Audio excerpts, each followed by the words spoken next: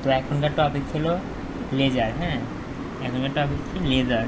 তো লেজার বোঝার আগে তোমাকে অ্যাকাউন্ট বুঝতে হবে। অ্যাকাউন্ট বলতে আমরা তো জানি যে আমাদের কি বিভিন্ন ধরনের অ্যাকাউন্ট পড়ছি আমরা already, bank account, cash account, এরকম অনেকগুলো অ্যাকাউন্ট আছে। তো মনে রাখবো এই অনেকগুলো একাধিক অ্যাকাউন্টের সমন্বয়ে যে জিনিসটা গঠিত তাকে বলতেছে আমি লেজার। তো লেজার আসলে কিছু না, লেজার একটা বই। আমরা যে বই পড়ি না, ওই বইয়ে কী থাকে বলো তো? ওই বইয়ে কী থাকে? অনেকগুলো পেজ থাকে, পেজে বিভিন্ন কিছু লেখা থাকে, তাই না? তেমনি লেজার এক ধরনের বই। ওই বইয়ে কী থাকে? বিভিন্ন ধরনের অ্যাকাউন্ট থাকে। তো এগুলো এর পরবর্তী অ্যাকাউন্ট সম্পর্কে পরবর্তী একটা আইডিয়া পাবা। মনে করো এটা যে বই কল্পনা করো, এটা আমার লেজার বই। ওই বইয়ে কী থাকবে? বিভিন্ন ধরনের অ্যাকাউন্ট। মনে করো এখানে কি এইটুকুর ভিতরে একটা, এখানে একটা ক্যাশ, মনে করো এখানে কি ক্যাশ অ্যাকাউন্ট, এখানে একটা কি মনে করো ব্যাঙ্ক অ্যাকাউন্ট, আবার অপর পেজে অন্য অ্যাকাউন্ট। এরকম একাধিক অ্যাকাউন্টের সমন্বয়ে যে বইটা গঠিত হয়, ওই বইটাকেই বলতেছে আমি লেজার। আর লেজার একটা বই ছাড়ার কিছু না। ওই বইয়ের ভিতরে কি বিভিন্ন ধরনের হিসাব নিকাশ থাকে, অর্থাৎ বিভিন্ন ধরনের অ্যাকাউন্ট থাকে। তো অ্যাকাউন্টের কাজটা কি? অ্যাকাউন্ট, হ্যাঁ, আমরা কি মনে করি আমার রূপালী ব্যাঙ্কে একটা অ্যাকাউন্ট আছে। তো আমরা কি করি? মনে করো মাঝে মধ্যে যে মানে যে ব্যাংকে কাজ করে তাকে জিজ্ঞেস করি না যে দেখেন তো ভাই আমার অ্যাকাউন্টে কত টাকা ব্যালেন্স আছে। হ্যাঁ, মানে আমার ব্যাংকে আমার ব্যালেন্স কত টাকা আছে। তো ব্যালেন্স জানতে চাই, মানে আমরা কি ব্যালেন্স জানতে চাই। তো এরকম প্রত্যেকটা অ্যাকাউন্ট থেকে আমরা কি জানতে পারি? ব্যালেন্স জানতে পারি, যে আমার ওই অ্যাকাউন্টে কত টাকা ব্যালেন্স আছে আর কি। তো এই বিভিন্ন ধরনের অ্যাকাউন্ট, এগুলো পরবর্তী ভিডিও জানতে পারবা, এটুকু বুঝলে হতে হচ্ছে। তো এখন দেখো, তো এখন তোমার ব্যালেন্সটা বের করা ঝামেলা। দেখো এখানে কি ডেবিট ক্রেডিট, এগুলো তো বোঝোই তোমরা। এখন ব্যালেন্স, হ্যাঁ, ব্যালেন্সের ভিতরে আবার কি ডেবিট ক্রেডিট আছে, তাই না? মানে এই যে দেখো ভাগ করছি কীভাবে, যে এই ঘর দিয়ে ব্যালেন্সকে আবার ডেবিট ক্রেডিট দ্বারা ভাগ করছে। আমরা জানি ডেবিট মানে কি বাম পক্ষ, ক্রেডিট মানে ডান পক্ষ। দেখো এটা হাতে একটা বাম পক্ষ, ডান পক্ষ। আবার এই ব্যালেন্সের সবাই হিসাব করো, এটা বামে আছে, এটা ডানে আছে, তাই না? তো ব্যালেন্সটা কি কেন নির্ণয় করবো? এই ব্যালেন্সটা নির্ণয় করাই আমাদের জন্য সবচেয়ে বড় চ্যালেঞ্জ। যদি ব্যালেন্স নির্ণয় করতে পারো তাহলে মনে করো তুমি অনেক কিছু শিখে গেছো, তাই না? তো ব্যালেন্স মনে রাখবা, ডেবিট আর ডেবিট কী হয়, মানে প্লাসে প্লাসে কী হয় প্লাস, মাইনাসে মাইনাসে কী হয় প্লাস, এরকম করছো না? তেমনি ডেবিট আর ডেবিট কী করতে হয়? যোগ করতে হয়। মানে দুইটা জিনিস যদি কী হয় ডেবিট হয় তাহলে যোগ হবে। আবার কি দুইটা জিনিসই ক্রেডিট, তাও কী হবে? যোগ হবে। অর্থাৎ সমজাতীয় হলেই যোগ।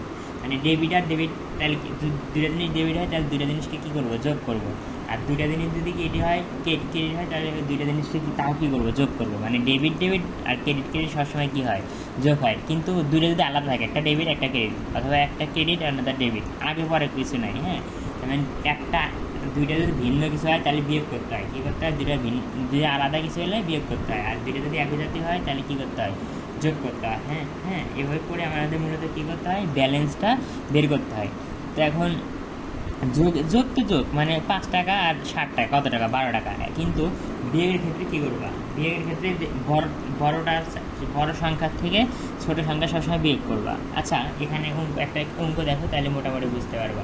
তো দেখো এক্সাম্পল 4, তাহলে প্রথমে নিয়মটা কি?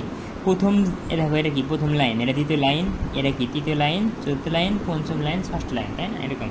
তো প্রথমে যেটা থাকবে, মানে প্রথম লাইনে যেটা থাকবে প্রথমটা, হ্যাঁ, প্রথমেরটা কোনো যোগ বিয়োগ করার কিছু নাই। তাহলে প্রথম যেটা থাকবে, ওটা কার ঘরে আছে বলো? ডেবিটের ঘরে আছে। তাহলে এই দেখো ব্যালেন্সের কী থাকে? ব্যালেন্সের ডেবিট ক্রেডিট দুটো থাকে, তাই না? তো এখানে কি প্রথমে একদম শুরুতে কি ডেবিটের ঘরে 150 টাকা আছে। তাহলে আস্তে করে একদম এই সোজা এই বরাবর ডেবিটের ঘরে আস্তে করে মনে করি এভাবে 150 লিখে রাখলাম। প্রথমে তো হিসাব করার কিছু নেই। যদি ক্রেডিট থাকতো তাহলে কী করতাম? এই বরাবর ক্রেডিটে লিখলাম। আর প্রথম তার মানে কি দেখো, আমার এর মানে কি আমার ব্যালেন্সে কি আছে? ডেবিট হিসাবে 150 টাকা আছে। এখন পরের লাইন কোনটা বলো? 150-র পরের লাইন 60। এখন দেখো ব্যালেন্সে দেখাও, ব্যালেন্সে কি ডেবিট হিসেবে কত? 150 আছে। আর এটা কি? এটাও কিন্তু ডেবিট। তাহলে এই ডেবিট আর এই ডেবিট, তাহলে কী হবে? ডেবিটে কি যোগ করতে হয়। তাহলে এই 150-এর সাথে এই 60 কী করবা বলো? যোগ করবা, তাই না? 150-এর 60 কী করবা? যোগ করবা। তাহলে 150 আর 60 কত? 210। এই বরাবর কি একদম এই 60 বরাবর এই বরাবর, হ্যাঁ, কত লিখবা? 210। এখন কথা হলো ডেবিটের ঘরে কেন লিখলাম? দেখো এটাও ডেবিট, তাহলে ডেবিট যোগ করলে কী হবে? ডেবিটই হবে। ওই জন্য আমি ডেবিটের ঘরে 210 লিখলাম। এখন তাকাও, তাহলে এখন ব্যালেন্স কত থাকলো বলো? 200। এই আগেরটা বাদ। প্রথমে ব্যালেন্স 150 টাকা ছিল, কিন্তু এখন কত হয়েছে? 210। 210 কেমনে হলো? এই ডেবিটের সাথে এই ডেবিট যোগ করলাম, করে এই বরাবর 210 লিখলাম, তাহলে আগেরটা ক্যান্সেল। হ্যাঁ, এখন তাকো, তাহলে ব্যালেন্স হিসেবে এখন কত আছে? ব্যালেন্স হিসেবে যদিও দুটো সংখ্যা আছে, কিন্তু এই কিন্তু আর নাই, এ শেষ। এখন শুধু আমি চোখে এটাকে দেখবো, এটাকে আর চোখে দেখবো না। তাহলে এই ব্যালেন্সের ডেবিট হিসেবে আছে। তাহলে তৃতীয় লাইন কি? 10। এখন দেখো, এটা হলো 210 হলো ডেবিট, আর এই 10 কি বলো? ক্রেডিট, তাই না? ক্রেডিট না? তাহলে আমরা জানি ডেবিট আর ক্রেডিট কী হয়? বিয়োগ হয়। এখন তুমি 210 থেকে 10-এর ভিতর থেকে এই 10 বিয়োগ করবা, নাকি এই 10 থেকে 210 বিয়োগ করবা?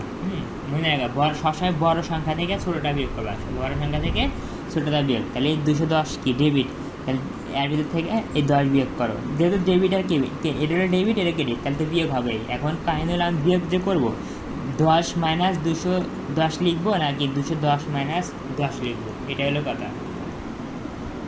আর বিষয়টা এরকম যে 10 বিয়োগ 210 নাকি 210 বিয়োগ 10। তো আমি বলছি কি, সবসময় বড়টা থেকে ছোটোটা বিয়োগ করবা। বড় কি? ডেবিট। আচ্ছা, ছোটো কি? ক্রেডিট, তাই না? তাহলে 210 বিয়োগ 10, তাহলে কত হলো বলো? 200। তাহলে এই বরাবর 200 লিখবে। এখন ডেবিটের ঘরে লিখবা না ক্রেডিটের ঘরে লিখবা? দেখো, বড় কি? ডেবিট, তার জন্য আমরা কি লিখবো? ডেবিটের ঘরে লিখবো। যে বড় তার ঘরে লিখবো, মানে বিয়োগ করে যে রেজাল্টটা পাবো, ওই রেজাল্টটা এই ডেবিটের ঘরে লিখবো নাকি ক্রেডিটের ঘরে লিখবো? যে বড় তার ঘরে লিখবো আর কি।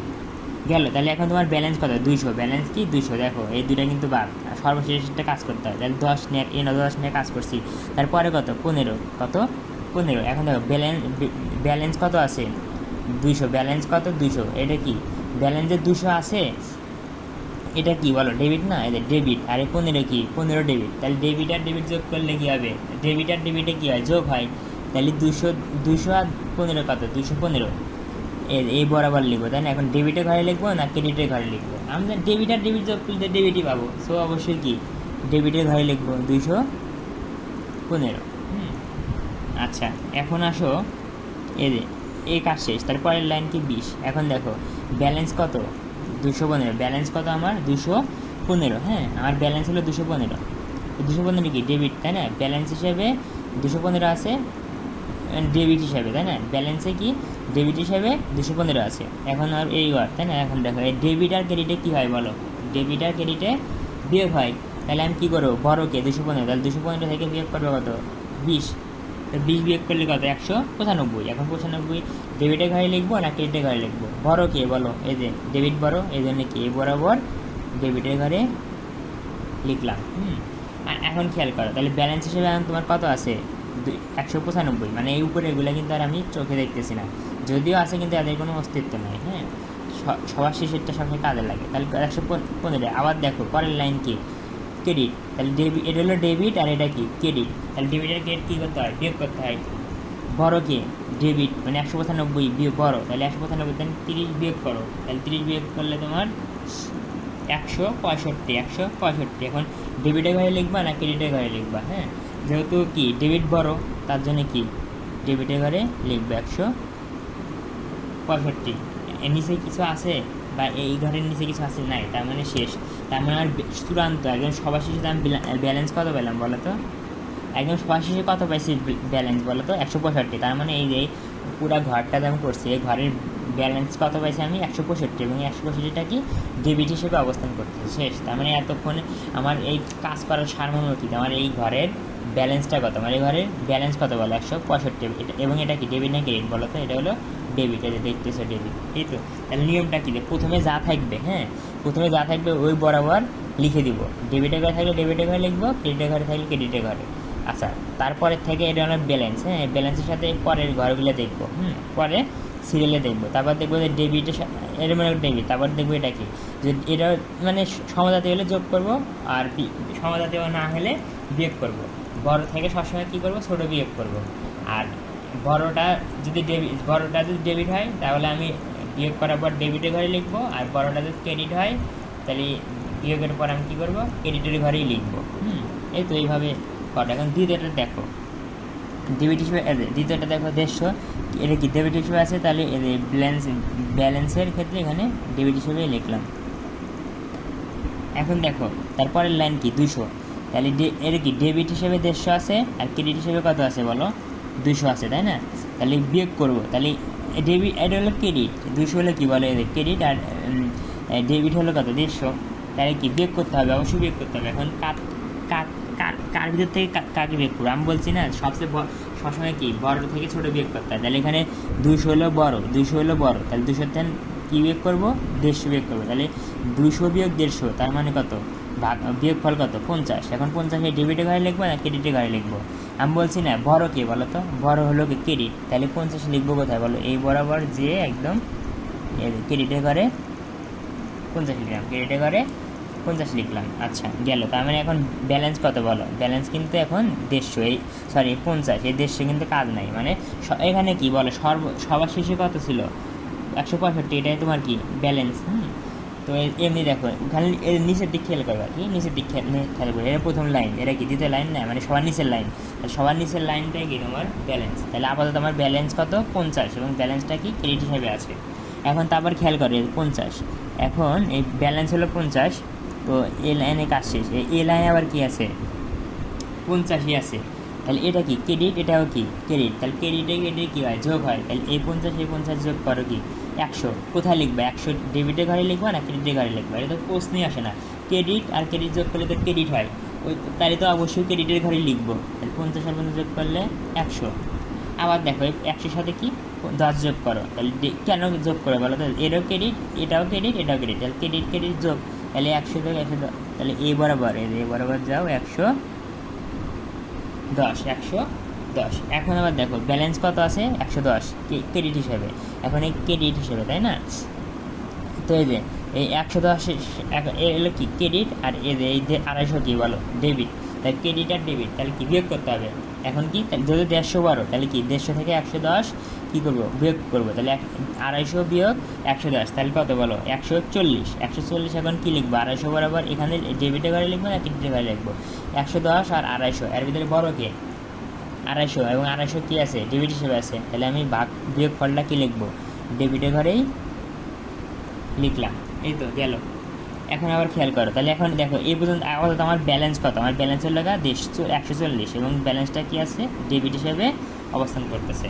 এখন দেখো এই যে 150 140, এই 140-এর সাথে এর কি ডেবিট, আর এর 5 কি ক্রেডিট, তাহলে ডেবিট আর ক্রেডিট কী হয় বিয়োগ হয়, তাহলে 140 বিয়োগ 5 কত 135, যেহেতু ডেবিট বড় ওই জন্য ডেবিট লিখলাম, তাহলে আবার 135 থেকে কী করবো 15 বিয়োগ করবো 120। হ্যাঁ, তাহলে দেখো সর্বশেষে আমার ব্যালেন্স কত দাঁড়ালো 120, আমার সর্বশেষে এই যে সবার নিচে কে বলো এর নিচে এটা, আবার এর নিচে এটা, আবার এর নিচে এটা, আবার এর নিচে এটা, আবার এর নিচে এটা, আবার এর নিচে এটা, মানে সবার নিচে কে উপর থেকে তাকাও, সবার নিচে হলো আমার এই যে এই 120, তার মানে এইটাই হলো আমার ব্যালেন্স, এবং ব্যালেন্সটা কি ডেবিট হিসেবে আছে।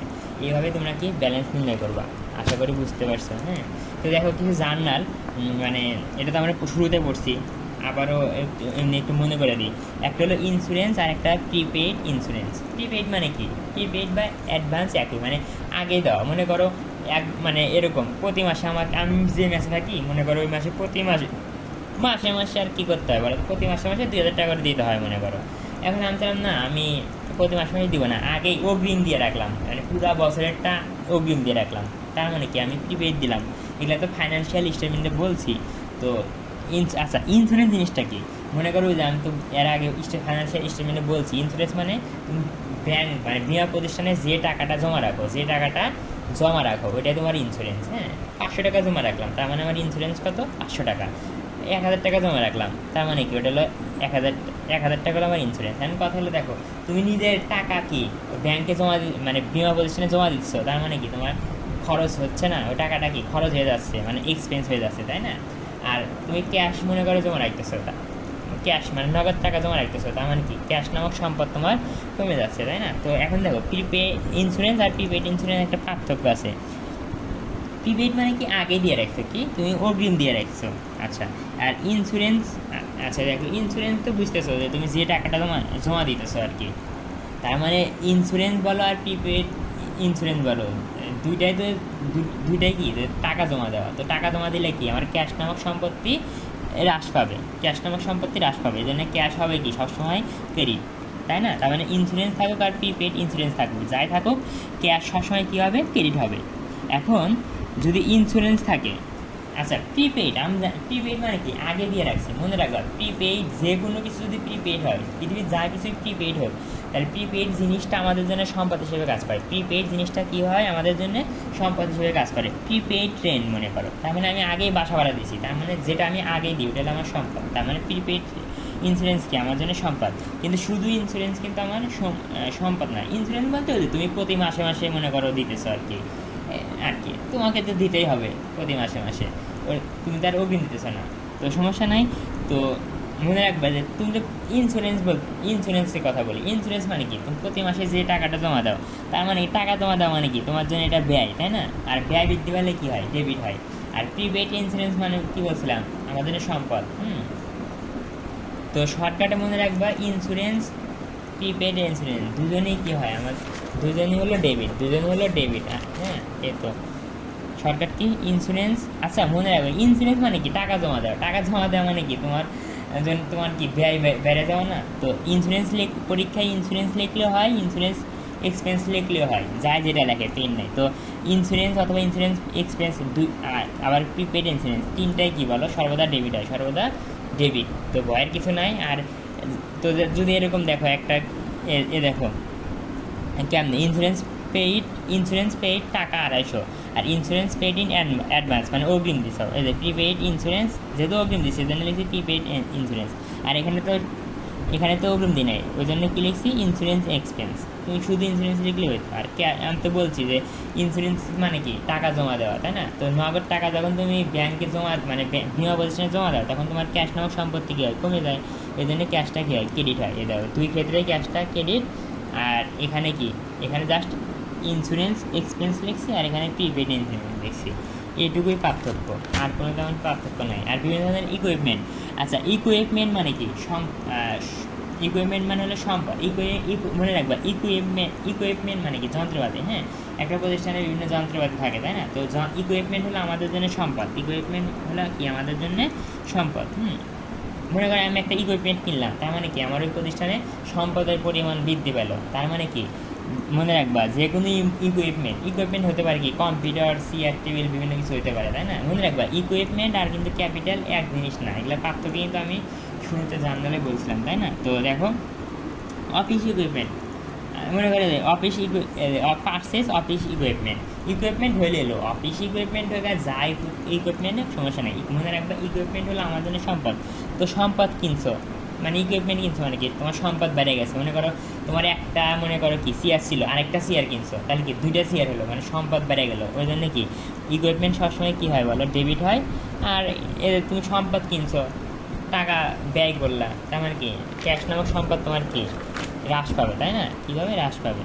এখন দেখো কারোর নিকট হতে অগ্রিম টাকা নিছো, কী নিছো, কারোর নিকট থেকে অগ্রিম টাকা নিছো। অর্থাৎ বিষয়টা হলো এরকম, মানে তুমি একটা কাজ করে দাও নাই, কী করে একটা কাজ না করে দেও নাই কিন্তু আগেই টাকা নিছো। মানে বাংলাদেশে অনেক ভালো ভালো ডক্টর আছে যাদের কাছে সিরিয়াল পাওয়া যায় না, তাদেরকে কী করতে হয়, আগে টাকা দিয়ে রাখতে হয়, তাই না? তো মনে করো তুমি একটা ডক্টর, তুমি একটা ভালো ডক্টর, তাহলে কী করবা, মিনিমাম 5 দিন আগে কিনিবা, রোগীর কাছ থেকে কিন্তু টাকা অ্যাডভান্স নিয়ে রাখবা, তাই না? তো এরকম কারো কাছ থেকে যদি অ্যাডভান্স নিই, এখন দেখো মনে করো আমি একজন ডক্টর, তাহলে কি একজনের থেকে মনে করো 5 দিন আগে টাকা নিয়ে রাখছি।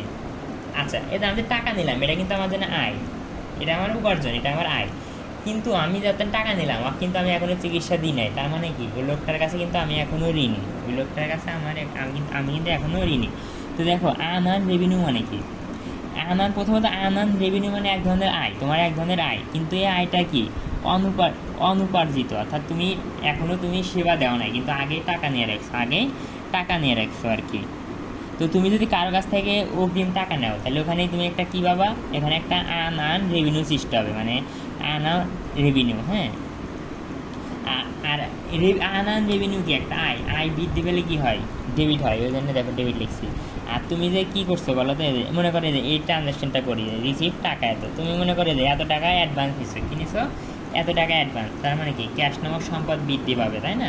আর তুমি যে টাকাটা নিছো, তুমি সেবা দাও না দাও, তুমি যখন টাকা নিছো ওটা তোমার কী হয়েছে, উপার্জন হয়েছে, মানে আয় হয়েছে, ওই জন্য এই যে রেভিনিউ মানে আয় লিখছি আর কি। আশা করি এটা পারবা।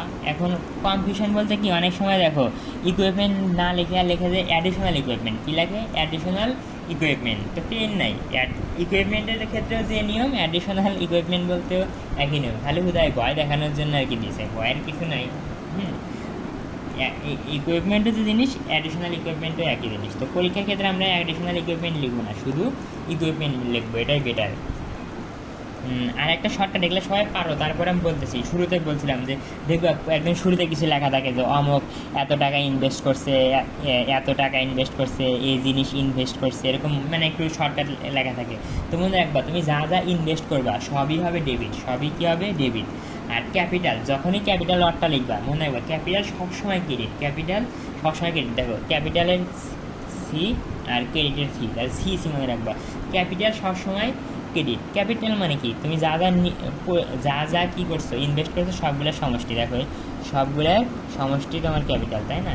তোমার কী কে দেখো এখানে কি স্টার্টেড বিজনেস উইথ ক্যাশ এত, তার মানে এত টাকা ক্যাশ, তারপরে এত টাকা ব্যাঙ্ক ব্যালেন্স, আর কি ফার্নিচারে এত টাকা দামের ফার্নিচার, এগুলো কি ইনভেস্ট করছে, তাই না? এগুলো ইনভেস্ট করছে, তার মানে এটা এটা এটা তিনটা জিনিস কি আমার হলো ডেবিট হবে। এটা কী হবে ডেবিট, কারণ তুমি এই তিনটা জিনিস কী করছো ইনভেস্ট করছো। তুমি যা যা ইনভেস্ট করছো সবই তোমার ডেবিটে, দেখো তিনটাই কিন্তু আমার ডেবিট। আর ক্যাপিটাল কি ক্রেডিট, তাই না? আর উইথড্রন মনে রাখবা সবসময় ডেবিট হয়। উইথড্রন মানে কি টাকা তোলা, মানে তোমার অ্যাকাউন্ট থেকে টাকা তুলে নিলাম। আর একটা মনে রাখবা অ্যাক্রুড, কি অ্যাক্রুড, এক মানে বাকি। আমরা বলি না পারচেস অন অ্যাকাউন্ট, মানে বাকিতে ক্রয় করলাম, তো এই অন অ্যাকাউন্ট বলা যে কথা, অ্যাক্রুড বলা একই কথা, মানে বাকি। হ্যাঁ, এটা কিন্তু অনেক জায়গায় লাগে।